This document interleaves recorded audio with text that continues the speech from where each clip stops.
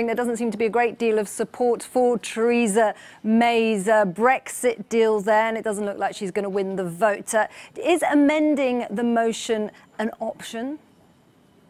Good morning, Isabel. As we heard there is not much hope now for the Prime Minister's deal with MPs. They're all back in their constituencies on Fridays having surgeries where they meet their constituents, and I think they'll be hearing more worries about that deal, and it's just going to reinforce their positions. So the government has backed this amendment, which would see MPs being given some control over the backstop mechanism in 18 months' time at the end of the transition period. But there are serious questions about whether or not the EU will be happy with that. They have signed up to this international agreement about the backstop, and I think that they will question whether or not this is legitimate, and MPs themselves are doing this. The DUP have come out and said that they think that this is just legislative tinkering and doesn't solve any of the problems that have been found.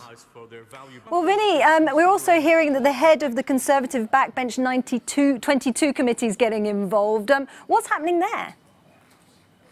Well, Graham Brady is someone that you heard me mention a couple of weeks ago when the letters of no confidence were going into the Conservative 1922 committee. He is the head of the backbenchers, effectively. He's the one counting those letters, and only he knows how close the Prime Minister is to that vote of no confidence.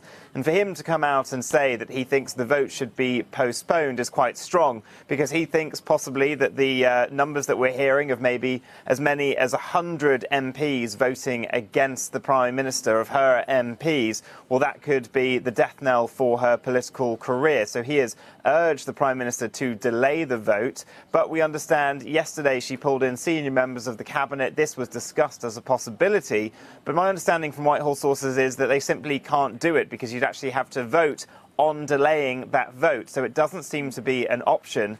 For the Prime Minister, she was meant to be taking part in TV debates on Sunday, but after getting into a clash with Jeremy Corbyn about whether they're on the BBC or ITV, both possible debates have now been called off. So we'll see what she does over the weekend. She's likely to be out on the airwaves trying to sell her deal, but it's looking very unlikely it will go through.